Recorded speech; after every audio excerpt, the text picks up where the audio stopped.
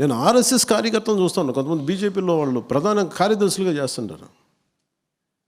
ఒక ఖద్దరు చొక్కా, చేతికో సంచి, వాళ్ళ పని ఏంటంటే పార్టీ కోసం పనిచేయడం అంత. వాళ్ళు దేశం కోసం పనిచేసే సంస్థ ఆర్ఎస్ఎస్ అయితే దాని wing, political wing is BJP. దానికోసం వాళ్ళ నుంచి వచ్చే ఒక వ్యవస్థ. వాళ్ళు చూస్తాం, మీరు ఎక్కడ ఉంటారని అడిగితే మేము హోటల్స్లో ఏమన్నా, మాకు ఎవరేం హోటల్స్ ఏమరు, మా కార్యకర్తల ఇళ్ళలో మేము ఉంటాం.